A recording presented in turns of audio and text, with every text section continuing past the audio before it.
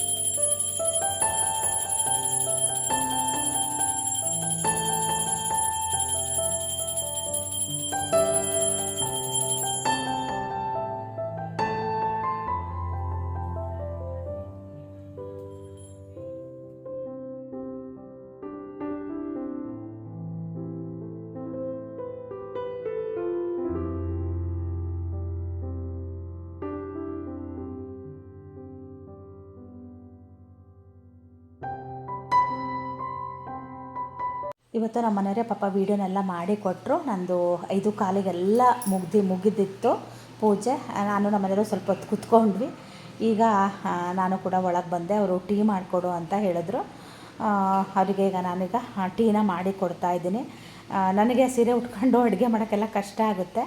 ಅದಕ್ಕೆ dress change ಮಾಡಿ ನಿಮಗೆ ಟೀ ಮಾಡಿಕೊಡ್ಲಾ ಅಂತ ಕೇಳಿದೆ.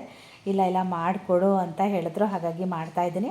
ಹಾಗೆಯೇ ತಿಂಡಿನ ಬಂದು ಪುಳಿಯೋಗರೆ ಮಾಡೋಣ ಅಂತ ಹೇಳಿ ಅನ್ನನೂ ಕೂಡ ಸ್ವಲ್ಪ ಜಾಸ್ತಿನೇ ಮಾಡಿದೆ. ಆಮೇಲೆ ನಾನು ಯಾವಾಗಲೂ ಹಾಗೆ ಅಲ್ವಾ ಅಂದ್ಕೊಳ್ಳೋದೊಂದು, ನಾನು ಮಾಡೋದೇ ಇನ್ನೊಂದು. ನಾನು ಇದು ಪೂಜೆ ಮಾಡೋಕ್ಕಿಂತ ಮುಂಚೆ ಅನ್ನಕ್ಕೆ ಇಡಬೇಕು ಅಂತಲೇ ಅಂದ್ಕೊಂಡೋಳು. ನಾನು ಪೂಜೆನೇ ಬೇಗ ಮುಗಿಸ್ಕೊಂಬಿಡೋಣ, ಇನ್ ಟೈಮಿಗೆ ಆಗಿಬಿಡ್ಲಿ ಅಂತೇಳಿ ಅನ್ನ ಮಾಡಲಿಲ್ಲ. ಈಗ ಬಂದು ಅನ್ನಕ್ಕೆ ಇಡೋದಕ್ಕೆ ಎಲ್ಲ ರೆಡಿ ಮಾಡ್ತಾಯಿದ್ದೀನಿ.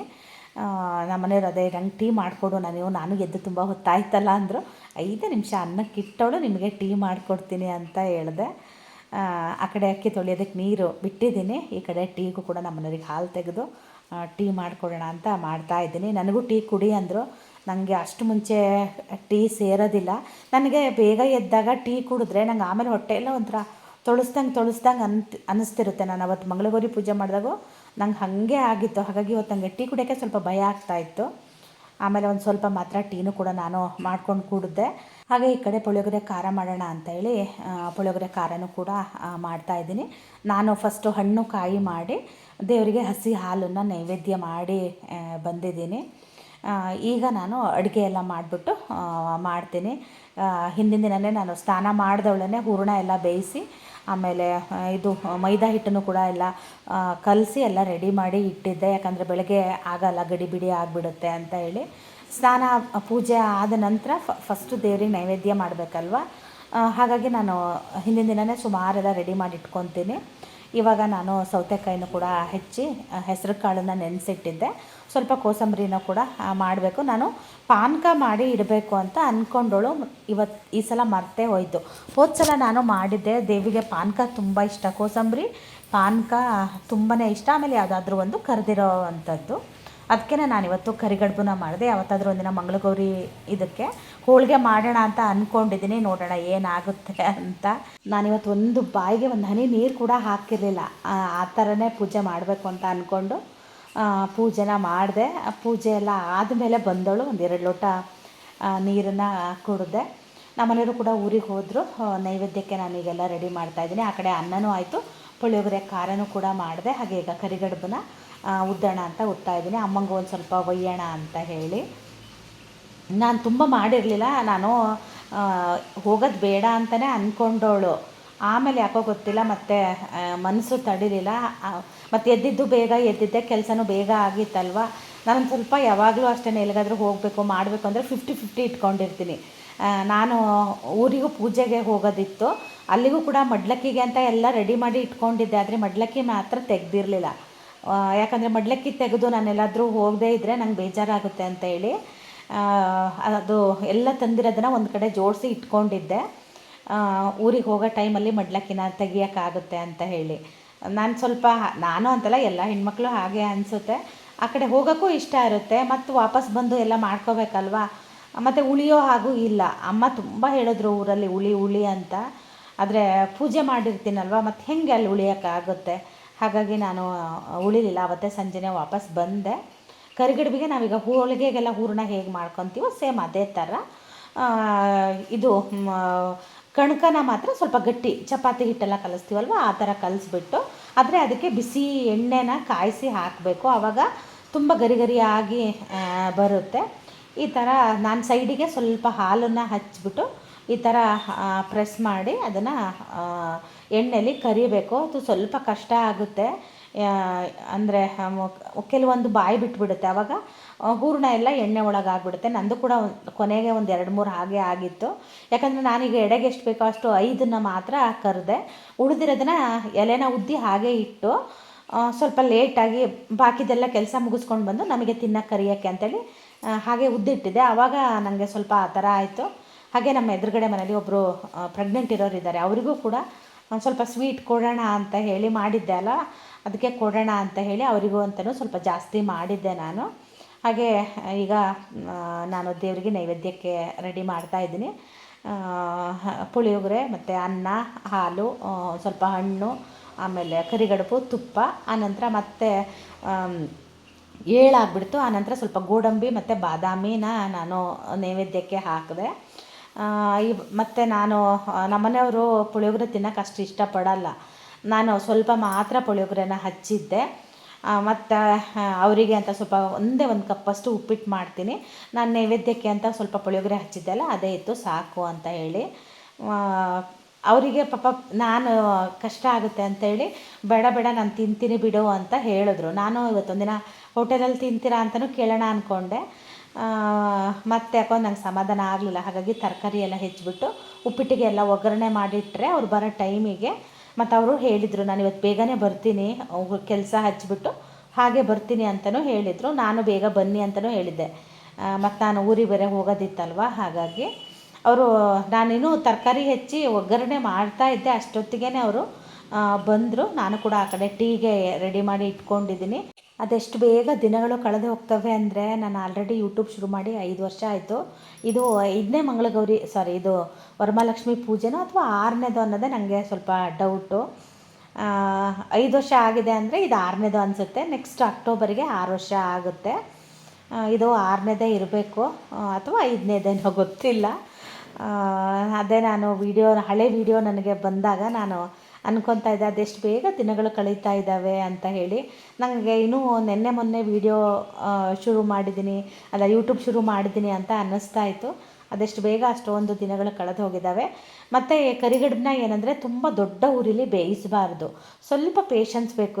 ಸಣ್ಣ ಉರಿ ಮಾಡಿ ನಿಧಾನಕ್ಕೆ ಬೇಯಿಸಿದ್ರೆ ಅದು ತುಂಬ ಗರಿ ಗರಿಯಾಗಿ ಬರುತ್ತೆ.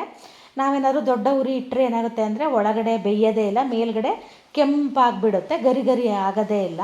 ಮತ್ತು ನನಗೆ ಕರಿಗಡುಬು ಅಷ್ಟು ಇಷ್ಟ ಆಗಲ್ಲ. ಆದರೆ ಇವತ್ತು ಕರಿಗಡುಬು ತುಂಬ ಚೆನ್ನಾಗಿತ್ತು. ನಮ್ಮ ಮನೆಯವರು ತಿಂದವರು ಅಂದರು ತುಂಬ ಚೆನ್ನಾಗಾಗಿದೆ ಅಂತ ಹೇಳಿದ್ರು. ಯಾಕಂದರೆ ಕರಿಗಡುಬು ಸ್ವಲ್ಪ ಮೆತ್ತಗಾಗಿಬಿಡುತ್ತೆ, ಬಿಸಿ ಬಿಸಿ ತಿಂದಾಗ ಮಾತ್ರ ರುಚಿ ಇರುತ್ತೆ. ಅದು ಸ್ವಲ್ಪ ಹೊತ್ತು ಇಟ್ಟರೆ ಮೆತ್ತಗಾಗಿಬಿಡುತ್ತೆ. ಬಿಸಿ ಬಿಸಿ ಇದ್ದಿದ್ದಕ್ಕೋ ಏನೋ ಗೊತ್ತಿಲ್ಲ, ತುಂಬ ಚೆನ್ನಾಗಿತ್ತು. ಮತ್ತು ನಾನು ನಮ್ಮನೆ ಎದುರುಗಡೆಯವರಿಗೂ ಅಷ್ಟೇ ಫಸ್ಟು ಒಯ್ದು ಅವರಿಗೆ ಕೊಟ್ಟು ಬಂದೆ. ನೈವೇದ್ಯ ಆಗಿತ್ತಲ್ವ, ಹಾಗಾಗಿ ಅವರಿಗೆ ನಾನು ಫಸ್ಟು ಕೊಟ್ಟು ಬಂದೆ. ಈಗ ಅದೇ ಕರಿಗಡುಬನ್ನ ಕರಿತಾ ಇದ್ದೀನಿ. ಒಂದು 2-3 ಹೊರಗೆ ಬಂದುಬಿಟ್ಟಿತ್ತು ಕಣ್ಕ ಎಲ್ಲ. ನಾವು ಕಣ್ಕ ಕಾರಿದೆ ಅಂತ ಹೇಳ್ತೀವಿ ನೋಡಿ, ಎಣ್ಣೆ ಆ ಥರ ಕಪ್ಪಾಗಿಬಿಟ್ಟಿದೆ. ಅಮ್ಮಂಗೂ ಒಯ್ಯೋಕ್ಕಾಗುತ್ತೆ ಅವರಿಗೂ ಅಂತ ಹೇಳಿ ಒಂದು ಸ್ವಲ್ಪ, ತುಂಬ ಅಲ್ಲ, ನಾನು ಸ್ವಲ್ಪನೇ ನೆನೆಸಿಟ್ಟಿದ್ದೆ. ಇಷ್ಟನ್ನು ನಾನು ಮಾಡಿಬಿಟ್ಟೆ. ಇಲ್ಲಾಂದರೆ ಏನು ಮಾಡ್ತೀನಿ ಅಂದರೆ ಊಟ ಟೈಮಿಗೆ ಬೇಕಾದಾಗ 2 ನಾನು ಮಾಡ್ಕೊತಾ ಇದ್ದೆ. ಈ ಸಲ ಪೂರ್ತಿನೂ ಮಾಡಿಬಿಡೋಣ ಅಂತ ಮಾಡ್ತಾಯಿದ್ದೀನಿ. ಹಾಗೆ ನಮ್ಮ ಮನೆಯವರು ಕೂಡ ಬಂದರು. ಅದೇ ನಾನಿನ್ನೂ ಕರಿಗಡುಬನ್ನ ಕರಿತಾ ಇದ್ದೆ, ಅಷ್ಟೊತ್ತಿಗೆ ನಮ್ಮ ಮನೆಯವರು ಬಂದರು. ಒಗ್ಗರಣೆನೂ ಬೆಂದಿತ್ತು. ಅವ್ರು ಬಂದ ಮೇಲೆ ನಾನು ನೀರು ಹಾಕಿ ಅದನ್ನು ಉಪ್ಪಿಟ್ಟನ್ನು ಅವರೇ ಮಾಡಿದ್ರು. ಆದರೆ ನಾನು ಆ ಗಡಿಬಿಡಿಯಲ್ಲಿ ನೀರು ಹಾಕೋದು ಸ್ವಲ್ಪ ಕಮ್ಮಿ ಹಾಕ್ಬಿಟ್ಟಿದ್ದೀನಿ. 1ಕ್ಕೆ 2.5 ಹಾಕಿದ್ದೀನಿ, ಅಷ್ಟು ಸಾಕಾಗುತ್ತೆ. ಆದರೆ ಇವತ್ತು ಯಾಕೋ ಗೊತ್ತಿಲ್ಲ, ಸ್ವಲ್ಪ ನೀರು ಬೇಕು ಅಂತ ಅನ್ನಿಸ್ತು. ಹಾಗಾಗಿ ನಾನು ಉಪ್ಪಿಟ್ಟು ನೋಡಿದವಳು ಸ್ವಲ್ಪ ನೀರು ಬೇಕು ಅಂಥೇಳಿ ಒಂದು ಅರ್ಧ ಮುಕ್ಕಾಲು ಲೋಟ ಮತ್ತು ಸ್ವಲ್ಪ ನೀರನ್ನು ಕೂಡ ಹಾಕಿದೆ. ನನಗೆ ಬೇಗ ಎದ್ದಿದ್ದಕ್ಕೆ ಮತ್ತು ಆ ಎಣ್ಣೆ ಅದು ಕರೆದೆ ಅಲ್ವಾ, ಹೊಟ್ಟೆ ಎಲ್ಲ ತೊಳ್ಸೋಕ್ಕೆ ಶುರುವಾಗ್ಬಿಡ್ತು. ನಾನು ಟೇಸ್ಟಿಗಷ್ಟೇ 1 ಸ್ಪೂನಷ್ಟು ಉಪ್ಪಿಟ್ಟು ತಿಂದೆ. ಅದು ಪುಳಿಯೋಗರೆ ಎಷ್ಟಿತ್ತು ಗೊತ್ತಾ, 1-2 ತುತ್ತಷ್ಟಿತ್ತು ಅಷ್ಟೇ, ಅದಷ್ಟನ್ನೇ ತಿಂದೆ. ಅದು ಎಣ್ಣೆ ಅಂಶ ಅಲ್ವಾ, ತಿಂದರೆ ಒಂಥರ ಹೊಟ್ಟೆ ತೊಳಸ್ದಂಗೆ ಆಗಿಬಿಡುತ್ತೆ. ನಮ್ಮ ಮನೆಯವ್ರು ಬರೋತ್ತಿಗೆ ನಾನು ಫುಲ್ಲು ರೆಡಿಯಾಗಿದ್ದೆ. ಆಮೇಲೆ ಅವ್ರು ಬಂದವರೇ ಸೀದಾ ನನ್ನನ್ನು ಬಸ್ಸಿಗೆ ತಿಂಡಿ ಎಲ್ಲ ತಿಂದು ಒಂದು ಸ್ವಲ್ಪ ಹೊತ್ತು ಕೂತ್ಕೊಂಡು ಬಸ್ಸಿಗೆ ಬಿಟ್ಟರು. ಸೀದಾ ನಾನು ಊರಿಗೆ ಹೋದೆ. ನಾಳಿನ ಬ್ಲಾಗಲ್ಲಿ ನಿಮಗೆ ಊರಿನ ವಿಡಿಯೋ ಬರುತ್ತೆ. ನನಗೂ ಊರಿಗೆ ಹೋಗೋದು ಅಂದರೆ ಇಷ್ಟ ಅಲ್ವಾ, ನಿಮಗೂ ಕೂಡ ನಮ್ಮ ಊರು ಅಂದರೆ ತುಂಬ ಇಷ್ಟ. ಹಾಗಾಗಿ ನಾಳಿನ ವಿಡಿಯೋ ಬರುತ್ತೆ, ನಾಳೆ ವಿಡಿಯೋ ಬರುತ್ತೆ. ಅಲ್ಲಿ ತನಕ ಕಾಯ್ತಾ ಇರಿ. ಹಾಗೆ ಇವತ್ತಿನ ಬ್ಲಾಗ್ನ ಕೂಡ ನಾನು ಇಲ್ಲಿಗೆ ಮುಗಿಸ್ತಾ ಇದ್ದೀನಿ. ಹೀಗಿತ್ತು ನಮ್ಮನೆ ವರಮಹಾಲಕ್ಷ್ಮಿ ಹಬ್ಬದ ಪೂಜೆ. ಹಾಗೆ ನಾಳಿನ ಬ್ಲಾಗಲ್ಲಿ ಸಿಗ್ತೀನಿ. ಅಲ್ಲಿ ತನಕ ಬಾಯ್.